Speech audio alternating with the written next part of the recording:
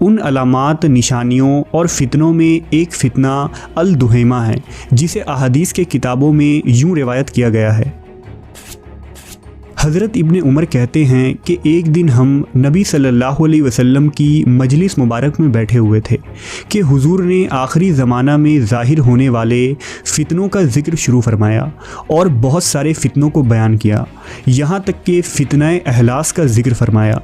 एक शख्स ने पूछा कि अहलास का फ़ितना क्या है। इस पर हुजूर ने फरमाया, वो भागना और माल का नाहक लेना है।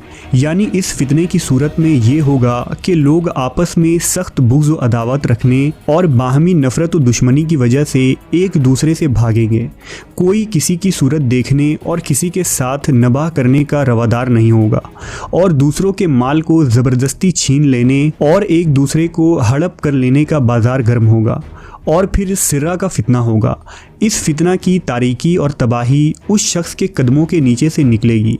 यानी इस फितने का बानी वो शख्स होगा जो मेरे अहले बैत से होगा। उस शख्स का गुमान तो ये होगा कि वो फ़ेल व किरदार के एतबार से मेरे अहले बैत में से है, मगर फ़ेल व किरदार के एतबार से मेरे दोस्त और मेरे अपने तो वही लोग हो सकते हैं जो परहेज़गार हों।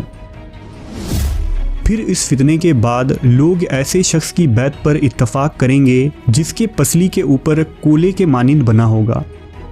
फिर दुहेमा का फितना जाहिर होगा और वो फितना इस उम्मत में से किसी ऐसे शख्स को नहीं छोड़ेगा जिस पर उसका तमाचा के तौर पर न लगे।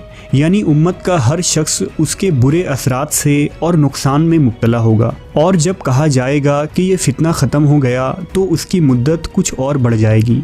यानी लोग ये गुमान करेंगे कि फ़ितना ख़त्म हो गया है, मगर हकीकत में वो ख़त्म की हद तक पहुंचा हुआ नहीं होगा, बल्कि कुछ और तवील हो गया होगा। ये और बात है कि किसी वक्त उसका असर कुछ कम हो जाएगा, जिससे लोग उसके ख़त्म हो जाने का गुमान करने लगेंगे।